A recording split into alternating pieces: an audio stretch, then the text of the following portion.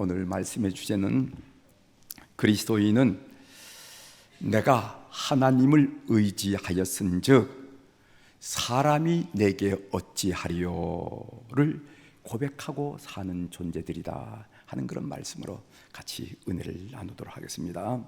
그리스도인은 내가 하나님을 의지하였은즉 사람이 내게 어찌하리요 라는 것을 선포하면서 담대하게 살아가는 존재들이 바로 그리스도인이라 하는 그런 내용을 같이 나누도록 하겠습니다.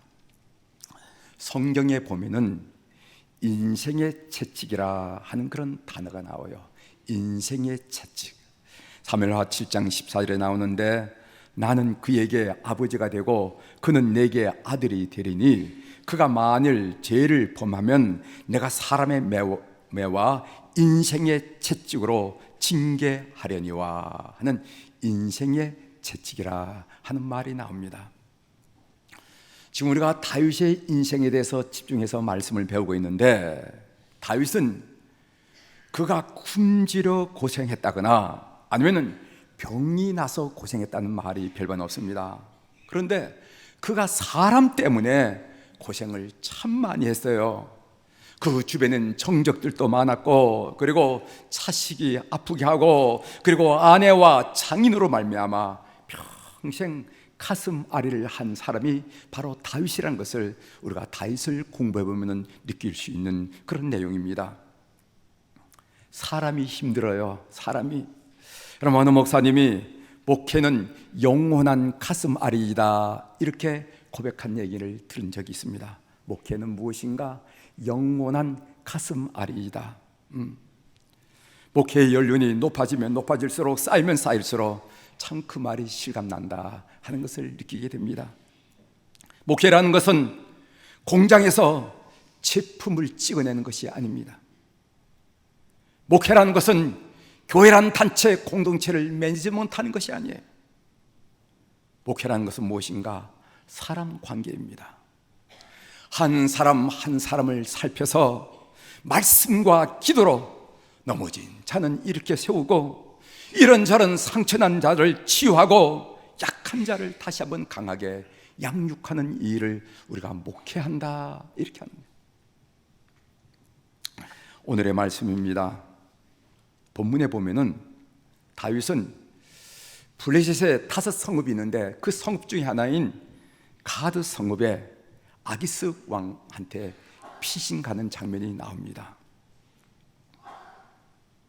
다윗이 가나안 땅에서 앉아서 죽을 수는 없잖아요. 그래서 비록 적국이지만은 망명을 갑니다. 피신을 가요. 그 말씀이 사무엘상 21장 10절에 나옵니다. 그날에 다윗이 사울을 두려워하여 일어나 도망하여 가드 왕 아기스에게로 가니 아무도 모를 줄 알았는데 거기 가면 편안히 살 줄 알고 그곳으로 피난왔는데 아기스 왕의 신하들이 다윗을 알아보았습니다. 이 사람은 우리의 대장군인 골리앗을 쳐 죽인 사람입니다. 그 전장에서 우리 두 눈으로 똑똑히 봤습니다. 저 다윗이 우리 영내에 들어온 것은 우리를 염탐해서 나중에 침입하려는 그런 계획이 있을 것입니다. 음모가 있을 것입니다. 빨리 잡아 죽이십시다. 이런 얘기가 나오는 거예요. 다윗은 그 분위기를 눈치챘습니다. 어떻게 하든지 그 위기를 모면해야 됐습니다. 그래서 다윗이 취한 행동이 뭐냐면은 미친 채 하는 행동이었어요. 초점 잃은 눈망울 아시죠? 한번 해보시겠어요? 초점을 잃은 눈망울. 그리고 대문짝에 자기 등을 기대고 어기적 근지러워가지고 어기적 꺼직거리고 침을 흘려서 수임에 줄줄 흐르도록 이렇게 서 있는 거예요. 아기스 왕이 보니까 골리앗 장군을 죽인 다윗은 고사하고 미치광이거든. 그래서 호통을 칩니다.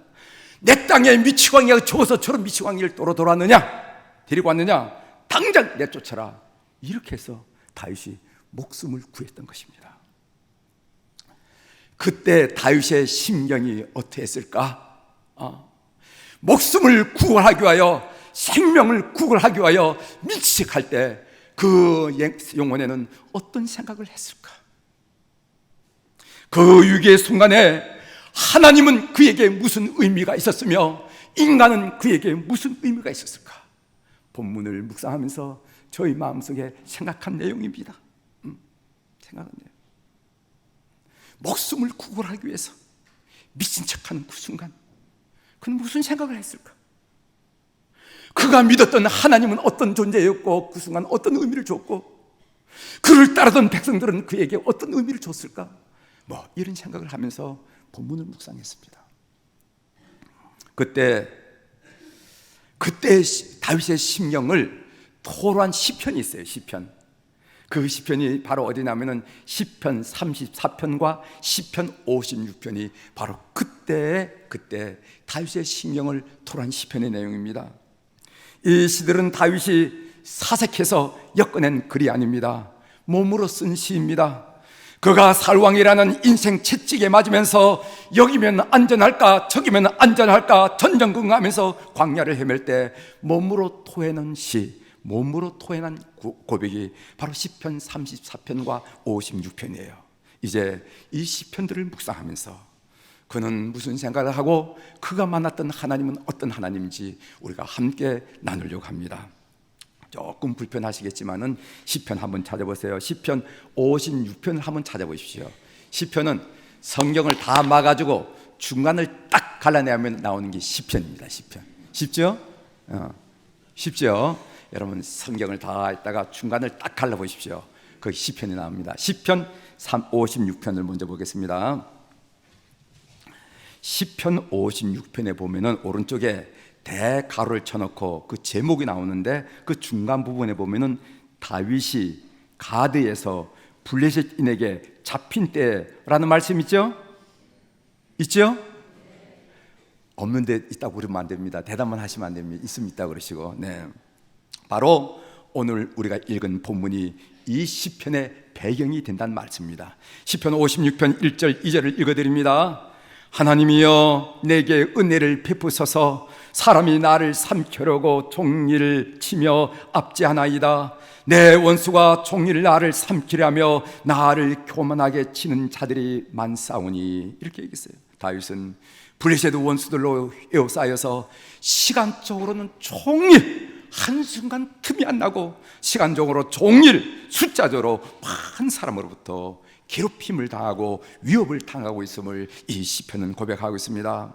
어떤 사람들은 저놈을 당장 죽어버려야 한다고 소리치는 사람도 들리고 어떤 사람들은요 저런 미치광이를 죽어서 못하겠느냐고 하는 사람도 있었고 또 다른 사람들은 우리 영리에서 내쫓아버리면 그만이라 이렇게 소리치는 사람들도 있었습니다.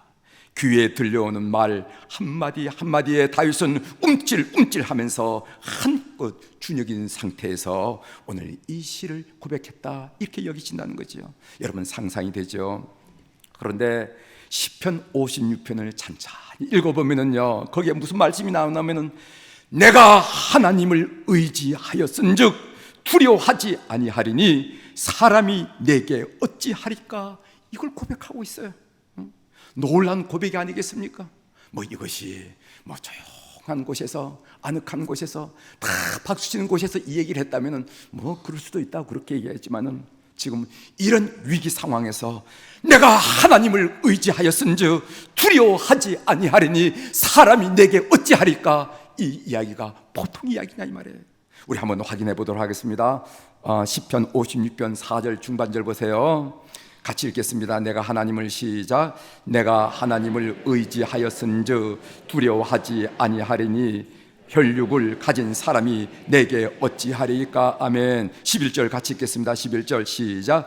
내가 하나님을 의지하였은즉 두려워하지 아니하리니 사람이 내게 어찌하리까. 혈육을 가진 사람이 내게 어찌하리까.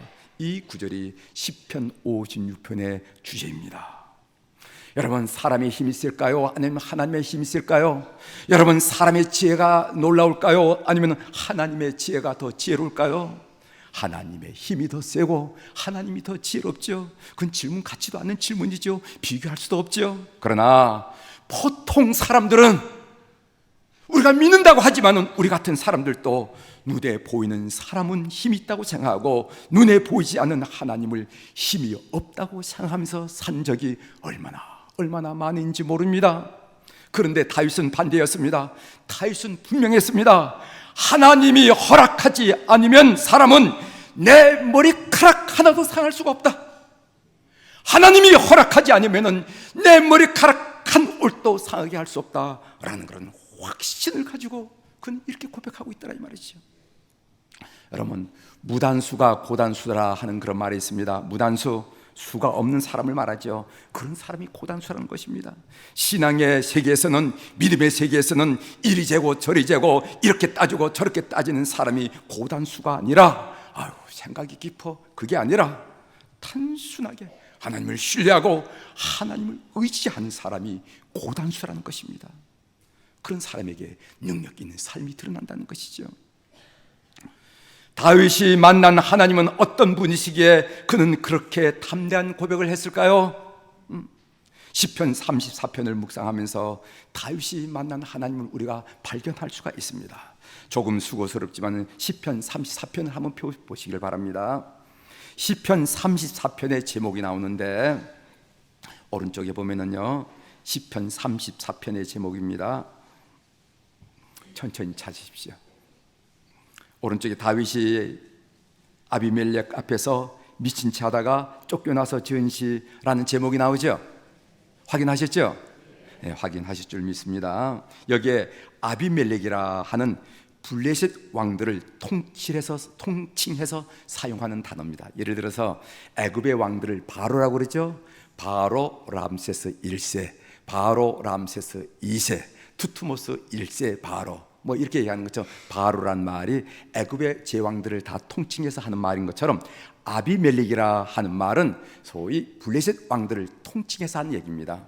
이 시편에도 다윗이 블레셋 왕 아기스 앞에서 미친 채 하다가 쫓겨나온 후에 지은 시라 하는 것을 우리가 알 수가 있습니다. 사랑하는 교회 여러분, 여러분들이 만난 하나님은 어떤 하나님이십니까? 여러분들이 만난 하나님, 제가 만난 하나님은요, 두려운 하나님. 목사님이 만난 하나님은 어떤 하나님입니까? 라고 얘기할 때 여러 가지로 표현할 수 있지만 첫 번째 말씀드릴 것은 두려운 하나님이다. 무서운 하나님이 아니라 두려운 하나님이에요. 왜냐하면 제가 하나님을 두렵다고 하는 이유는요, 하나님은 아무리 작은 봉사일지라도 결코 잊지 않고 갚아주시는 것을 경험했기 때문에 그렇습니다. 아무리 작은 봉사라도 내 자신도 잊어버린 일이지만 하나님은 잊지 않고 보상하시고 갚아주시대요. 그래서 저는 두려워요. 깜짝 놀랄 정도 두렵습니다. 그리고 하나님은 아무리 작을지라도 하나님을 섭섭하게 한 일을 결코 잊지 않더라 말이죠. 등골이 오싹할 정도로 두렵습니다. 여러분은 하나님은 어떤 하나님으로 개인적으로 그리고 인격적으로 경험했습니까? 오늘 시편 34편에 보면은 다윗이 위기 상황에서 만난 하나님은 어떤 분인지, 다윗이 경험한 하나님을 그의 고백을 통해서 우리가 함께 나눌 수 있는데, 세 가지, 내가 만난 하나님은 이런 분이다 라고 세 가지를 설명하는데 우리 함께 나눠보도록 하겠습니다. 첫 번째로, 하나님은 부르짖음에 응답하시는 분이다. 믿으시길 바랍니다. 무슨 소용이 있다고 기도를 합니까? 무슨 소용이 있다고 새벽 기도를 합니까? 하나님이 들어주십니까? 아니에요. 오늘 다윗은 그 위기 상황에서 하나님을 뭐라고 하냐면, 하나님은 나의 부르짖음에 응답하신 분이라. 여러분 4절을 읽습니다. 내가 여호와께 간구하며 내게 응답하시고, 6절 봅니다. 이 곤고한 자가 부르짖음에 여호와께서 들으시고, 15절 중반절 그의 귀는 그들의 부르짖음에 기울이신도다. 17절 의인이 부르짖음에 여호와께서 들으시고. 다윗은 거듭 들으시는 하나님, 우리의 간구에 응답하신 하나님을 이 시간 우리들에게 고백시키고 있습니다. 믿는 여러분들이 되길 바랍니다. 2차 세계대전 때 영국 함정들이 유럽에서 고립되어 있는 영국군 3만 명을 구출하려고 단케르크라 하는 항구에 정박했습니다. 5월 26일인데 이 구출 작전이 이미 노출이 됐어요. 독일군은요, 이 단케르크 항구를 폭격하기 위해서 비행단을 동원했습니다. 영국 엘리사베스 여왕은 전 국민에게 이날 하루만이라도 기도의 날로 정하고 여러분 기도해 주십시오 하고 영국 국민들에게 소원을 호소하도록 했습니다. 보도를 했습니다. 그날 독일 공군이 출동했다가 단켈르그 지방에서 그 폭풍우를 동반한 악천후를 만났기 때문에 공습을 포기하고 돌아가야만 했습니다.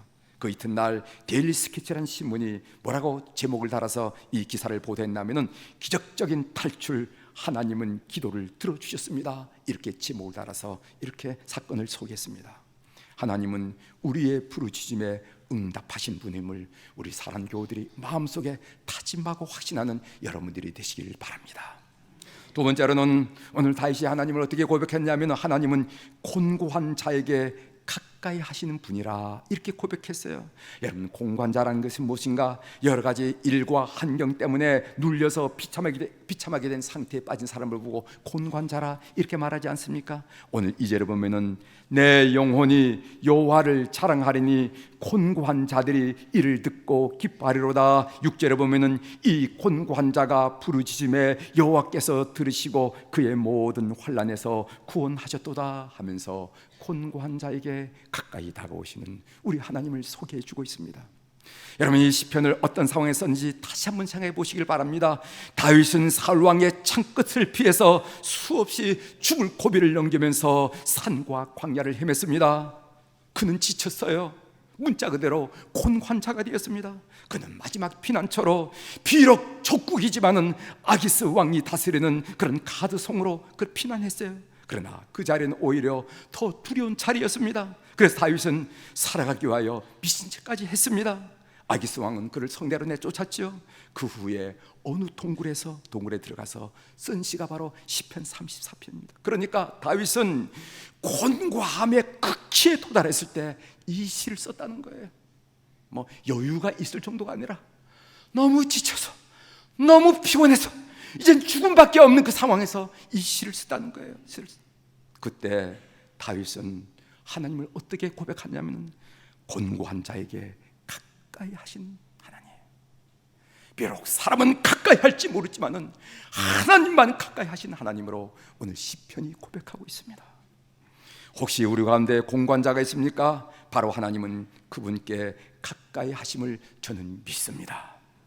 세 번째로, 하나님은 그를 찾는 자에게 부족함이 없게 하시는 분이십니다. 9절 하반절에 보면은 그를 경외하는 자에게는 부족함이 없도다. 10절에 보면은 젊은 사자는 궁핍하여 줄을지라도 여호와를 찾는 자는 모든 좋은 곳에 부족함이 없으리로다. 젊은 사자, 사능을 잘하는 힘세고 젊은 사자는 궁핍할지라도 여호와를 찾는 자는 모든 곳에 부족함이 없으리로다. 이렇게 고백했습니다. 여러분, 성경 중에서 가장 짧은 구절, 긴 구절이고 짧은 구절, 가장 짧은 구절이 바로 요한복음 11장 35절이에요. 무슨 말씀이냐면 예수께서 눈물을 흘리시더라, 이 말씀입니다. 영어로는 딱 두 단어입니다. Jesus wept, 이렇게 두 단어의 가장 짧은 구절입니다. 여러분, 눈물은 아름답습니다. 눈물은 우리 인간 몸에서 나오는 가장 신비로운 것 중에 하나예요. 특히 우리의 눈물은 하나님의 마음을 움직이는 그런 눈물이라는 것입니다. 부모는 자식의 눈에서 나오는 눈물을 예면할 수가 없어요. 그렇지 않아요? 여러분들 다 자식 내기하고 아이들을 키워서 다 학교에 보내는데 눈물을 흘리면서 학교에 가는 자녀의 뒷모습을 마음 편히 바라볼 수가 없어요. 마음이 짠하게 바라봅니다. 뭐 숙제를 못해서 울고 가든 늦게 일어나서 뭘 울고 가든 뭐를 못해서 울고 가든 간에 학교에 가면서 울며 학교 가면은 하루 종일 부모는 짠해. 얘가 선생님 말씀은 잘 듣고 공부는 제대로 하고 있는지, 친구하고 재밌게 놀고 있는지, 아니면 하루 종일 울고 있는지 별 생각을 다 들면서 마음이 짠해지는 것을 우리가 느끼게 됩니다. 마찬가지로 하늘 아버지께서도 그의 자녀들의 눈물을 예면하지 않는 것을 믿는 여러분들이 되기를 주의 이름으로 고면합니다. 반드시 그렇습니다. 저희 고백입니다. 우리가 하나님 앞에 잘못해서 통일차복의 눈물을 흘리든, 아니면 너무도 감사해서 감사의 눈물을 흘리든, 아무도 삶이 힘들어서 엄청나서 안타까워서 공간 가운데 흘리는 눈물이든, 우리 인간의 눈에서 나오는 눈물을 하나님 기억하시는 것을 꼭 기억하시면서 우리 하나님은 그 눈물을 찾는 자에게, 눈물로 그를 찾는 자에게 부족함이 없도록 하시는 것을 꼭 믿는 여러분들이 되시길 바랍니다. 제가 복음성가 한 곡을 선곡해 왔어요. 무슨 선곡이냐면은 내 영혼아 잠잠하라, 무거운 짐 내려놓고, 이 찬양입니다. 그 후렴에 보면은 주님께서 널 아시니 너의 길을 인도하리. 2절에 보면은 내가 너의 길을 알고 너의 길을 인도하리. 주 은혜에 잠겨서 그의 품에 편히 쉬라 하는 그런 찬양입니다.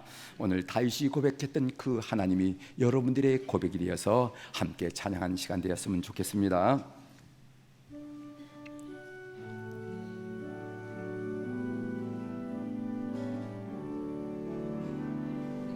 내 영혼아 잠잠하라, 무거운 짐 내려놓고 상한 심령 고치시는 평강내세 기다리라. 주님께서 널 아시니 너의 길을 인도하리. 준혜에 잠기어서 그의 품에 편히 쉬라. 2절 갑니다. 내 영혼아 잠잠하라, 요동치는 세상 속에 세미하게 들려오는 주의 음성 기다리라. 내가 너를 길을 알고 너의 길을 인도하리. 내 은혜에 잠기어서 나의 품에 편히 쉬라. 아멘. 이제 말씀을 마치겠습니다. 내가 하나님을 의지하였은즉 두려워하지 아니하리니 사람이 내게 어찌하리까. 이 고백이 한 주간 사는 여러분의 고백이 되길 바랍니다. 이 믿음으로 우리가 주의 성찬을 받도록 하겠습니다.